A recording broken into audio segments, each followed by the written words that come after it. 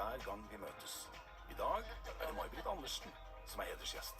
Jeg så veldig, veldig glad og takknemlig for alt det jeg har fått i dag. En av mine største mareritt når barnet mitt kommer hjem fra barnehagen og sier «Pappa, hvorfor kaller de meg det? Fordi jeg er brun eller ser annerledes ut». Da skulle jeg ønske noen kunne si «Det er ikke deg det er noe problem med». Folk er rare. Jeg har aldri skrevet en sånn låt. Jeg skulle kanskje ønske jeg hadde den da jeg var liten. Og når jeg drev på og øvde i dag tidlig i dusjen, så ble jeg skikkelig følsom. Så den står hjertet mitt nært.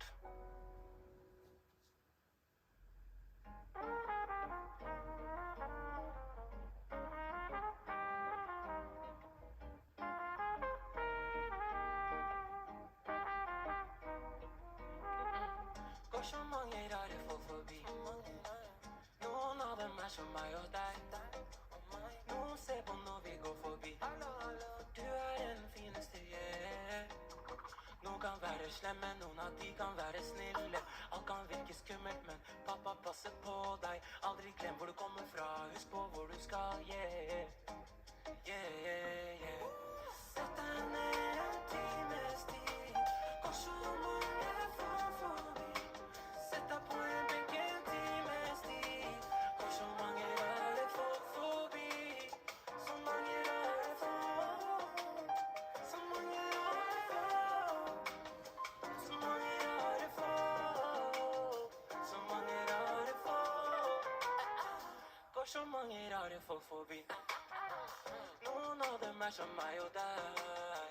Noen ser på når vi går forbi. For du den fineste, yeah. Håret ditt krøllete, myk som sokkespinn. Noen kan si rare ting om fine huden din. De bare misunnelig, for du har melanin. De har det nok vanskelig, vi må også hjelpe til. Sett deg ned en times tid. Går så mange folk forbi. Sett deg på en benk en times tid. Går så mange rare folk forbi. Så mange rare folk. Så mange rare folk. Så mange rare folk. Så mange rare folk. Går så mange rare. Går så mange rare. Men ingen rarere enn pappaen din. Rare. Går så mange rare folk. Går så mange rare. Men ingen rarere enn pappaen din.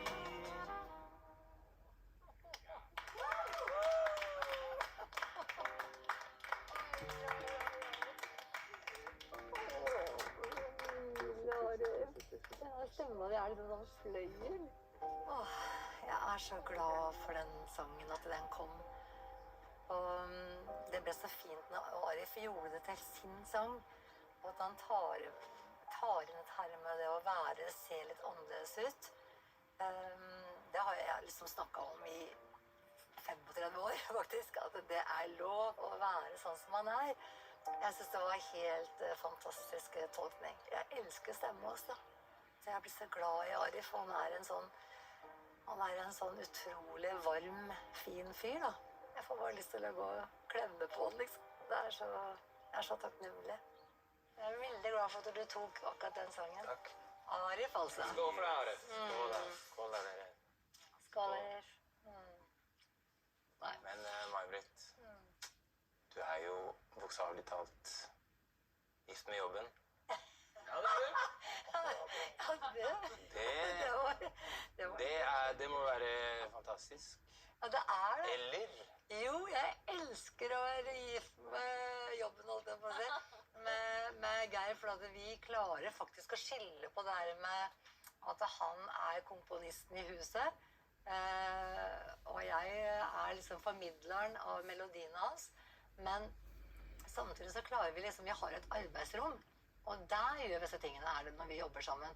Men liksom i alderommet vårt, holdt jeg på å si, med familien vår, der har vi vært vært gift i 38 år. Men det er harmonisk i alle men er det sånn at dere krangler så Busta fyker på arbeidsrommet og klarer å legge liksom diskusjonen igjen der? Altså, vi krangler ikke så busta fyker, det er bare det, for Geir er så snill, vet du. Det går ikke an Det er sant, han er krangle med en han. nydelig fyr. Ja, han er verdens Helt snilleste nydelig mann, vet du, så det går ikke an å krangle med noen som ikke vil krangle med deg. Limet i forholdet vårt har vært musikken. Altså, vi er liksom, vi har så stor glede av det begge to, og holder på med, vi liksom brenner for det samme hele tiden. Jeg vil heller bare si at det har vært en berikelse for vårt forhold også, i forholdet vårt. En ting er nok at vi passer veldig godt sammen sånn i utgangspunktet, det tror jeg vi gjør. Så tror jeg litt noe annet som har gjort at det har vært så godt å leve sammen med Geir, er vel den respekten jeg har for han. For det mennesket han er, for de verdiene han har. Han er sånn som jeg kan stole på liksom 110%. Det er ikke så veldig mange folk som er sånn da. Så det er vel kanskje litt derfor jeg også er så utrolig betatt av han. Fremdeles er det faktisk.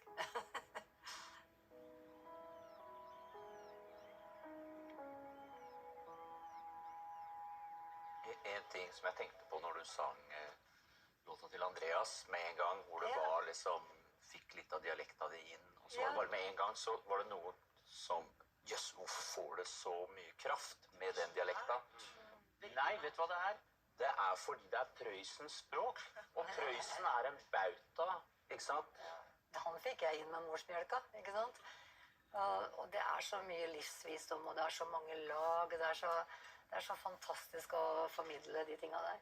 Ja, det var en liten vits. Ja, jeg som Mjøsa-jente får prøve å dra Alf Prøysens tekster videre til vår generasjon. Så flott. Tusen takk, jeg er spent på. Hva skal du synge da? Mitt hjerte er ditt. Kjærlighetsvisa mi. Å Gud, det var så koselig. Kjærlighet kommer og kjærlighet går. Ingen vet veien vi vandrer. Mitt hjerte er ditt, den betyr veldig mye for meg, fordi at det var den første Prøysen-plata jeg spilte inn sammen med Geir. Og i Prøysens samlede verker som jeg har, så står Mitt hjerte er ditt bare med tekst, ikke melodi. Og jeg bare kjente, oi, den må jeg gi til Geir, liksom. Og det synes jeg er en av de fineste sangene han har skrevet til meg.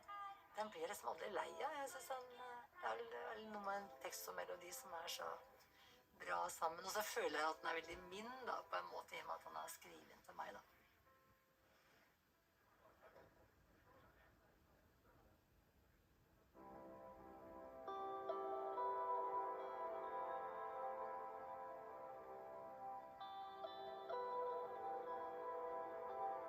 Kjærlighet kommer og kjærlighet går. Ingen vet veien vi vandrer, men din vilje varer i dag.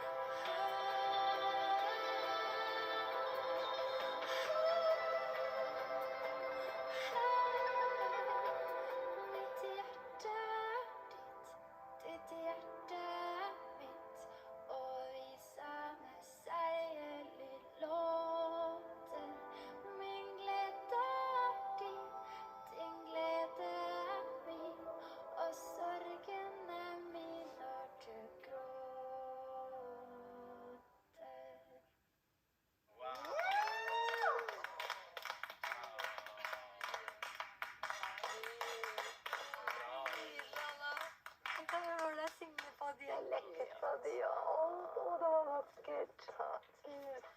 Igjen, altså. Ja, helt nydelig. Jeg er veldig, veldig takknemlig for at du tok den sangen, altså. Jeg hadde nesten blitt litt lei meg hvis den ikke var med, tror jeg.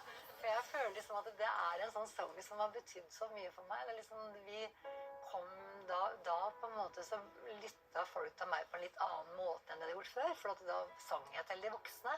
Og så var jeg så utrolig glad for de sangene. Jeg synes de var så fine. Jeg tror at det gikk overraskende bra i forhold til hvor nervøs jeg var. Det er en utrolig fin sang, og jeg er veldig glad for at jeg fikk lov til å gjøre den. Og siden jeg er fra Gjøvik, hun er fra Toten, og så har vi Alf Prøysen, så nå er det jo Innlandet, så følte jeg at det måtte jo være jeg som gjorde en Alf Prøysen-tekst. Fy søren, det koselig dette her. Jeg koser meg veldig. Ja. Jeg er jo ikke så veldig flink til egentlig å snakke om private ting. Men så tenkte jeg kanskje det er litt viktig å si noe om adopsjon. For det er, altså, Geir og vi giftet oss i 1983. Men også var det full klaff, ikke sant? Det var kjærlighet ved første blikk, holdt jeg på å si. Men årene gikk, og vi jobbet masse, så vi hadde ikke noe sånn, det var ikke sånn at vi gråt oss i søvn hver kveld, det var ikke sånn, men vi hadde så lyst til å få et lite barn. Og det var jo selvfølgelig en sorg å komme inn i og skjønne at det her går ikke faktisk. Og så bestemte vi oss for at kanskje vi skulle gå på adopsjonskontoret og spørre om det var mulig for oss å bli foreldre. Så vi var liksom, vi brukte ganske lang tid på å bestemme oss for å tørre å gjøre det. Men så får du det fineste til slutt. For at vi fikk liksom da plutselig en telefon fra Adopsjonsforum da i Oslo om at vi hadde blitt tildelt en liten gutt som ventet på oss. Han var 8 uker, hadde brune øyne og mørkt hår, og kom så fort dere kan. Og jeg husker liksom den dagen som det var i går, altså jeg var sånn, jeg sto på telefonen i gangen, ikke sant, og så kom så fort du kan, ikke sant, til den andre siden av jordkloden for å hente en liten baby, liksom, på 8 uker. Og så var det da på mandagsmorgen, så skulle vi dra på barnehjem og hente Theo. Og da, vi var så kvalme av nervøsitet. Vi var helt utenfor oss selv på en måte, altså. Men vi kom nå til barnehjemmet, og så hørte vi litt sånn gråt ute i gangen og sånn da. Og så kom de, og så bar de han inn til oss, og så la de han i armene mine, og så han på meg, og så tok han tak i håret mitt, og så smilte han til meg, og det var det. Da var plutselig sånn, jeg kan ikke beskrive noe større eller noe sterkere opplevelse enn jeg hadde det. Da mener jeg at da er fødsel oppskrytt. Jeg vil nesten tørre å påstå. For da hadde liksom den følelsen av å stå der og vite at han trengte meg like mye som jeg trengte han. Og jeg hadde hørt at sånne tildelinger skulle være så vanskelig. Men det var liksom ikke vanskelig. Det var egentlig bare å synge. Jeg sang «Sov godt for den», som vi hørte i kirka i dag. Og så ble han helt rolig, og så sov han godt første natta, altså. Jeg glemmer jo aldri den dagen jeg fikk Theo, eller den dagen jeg fikk Daniela. Det er jo liksom det fineste som har skjedd for meg. Så det var sånn livet før og livet etter, vil jeg si, altså. Det var helt fantastisk. Og ikke mindre fantastisk med Daniela, så klart, som vi fikk 4 år etterpå. Ja. Takk for at du deler. Veldig viktig å høre. Så tenker jeg til de som da kanskje går og lurer på da, om de skal tørre å adoptere, kanskje. Kanskje er det noen som sitter der hjemme og lurer på det. Så vil jeg bare si, gjør det. For det er det fineste jeg har opplevd.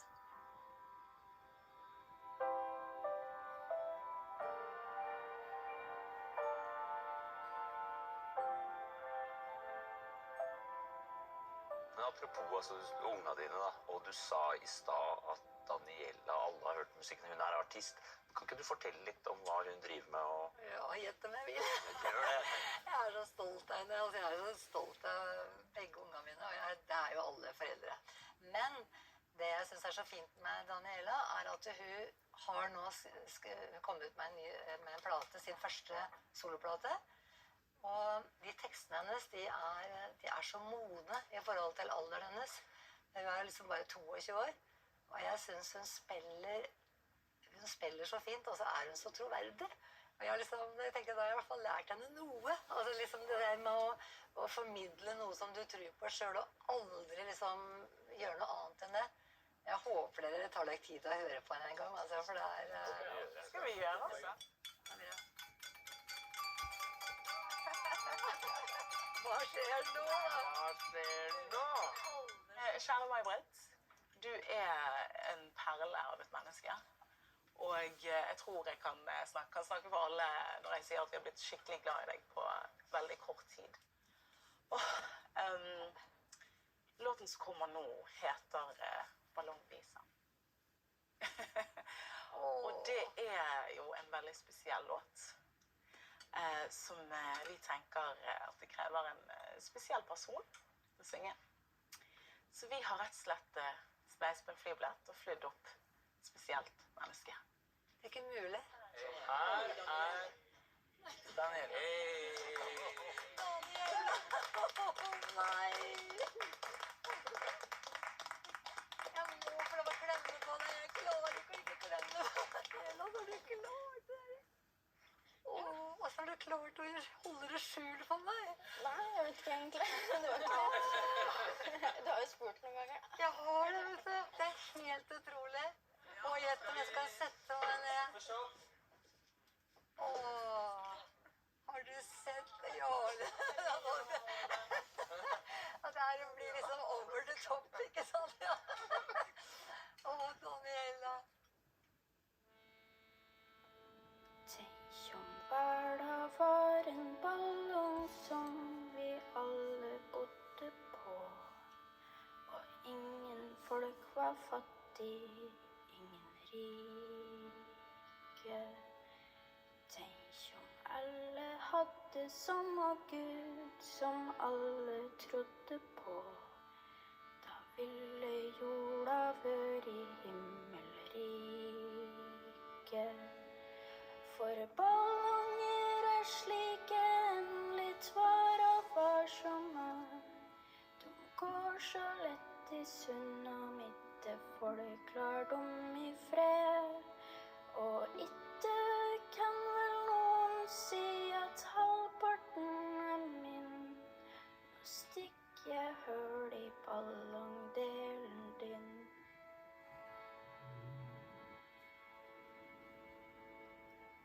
Ballongen skulle sveve høyt på himmelen i det blå.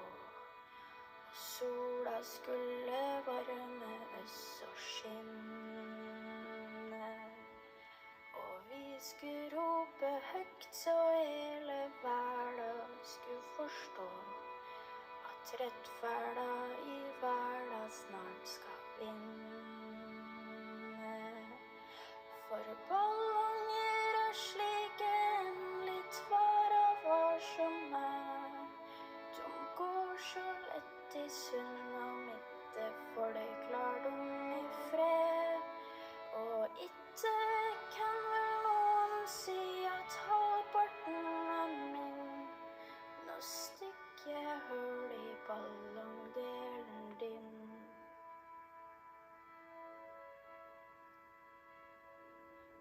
Verda er en ballong som vi sjøl må passe på. Og sjøl om vi er mange, må vi dele. Det skjønner ikke voksne, men det er en masse små som veit at ballonger bør være hele. For ballonger er slike en litt varsomme. De går så lett i sund og midte, folk lar dem i fred. Og ikke kan vel noen si at halvparten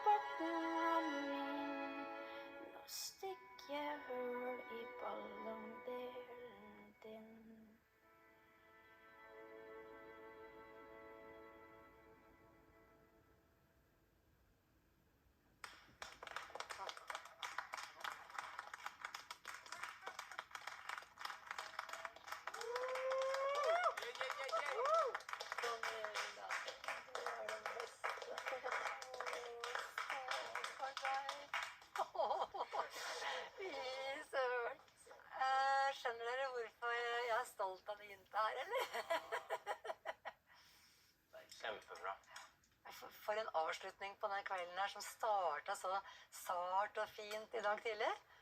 Eller i dag til og med til lunsjen vår, ikke sant? Og så slutter den av på litt som samme måte, på en måte. Så tusen hjertelig takk, alle Skål for sammen. tante May-Britt, dere!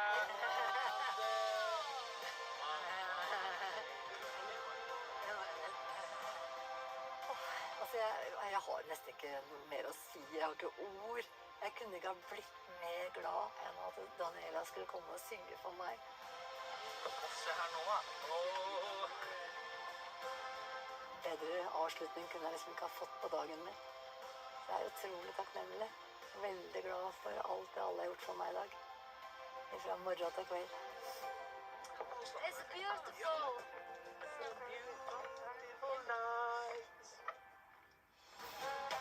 Du er en rockestjerne, liksom. Historien din og alt, og så er du en ekte rockestjerne.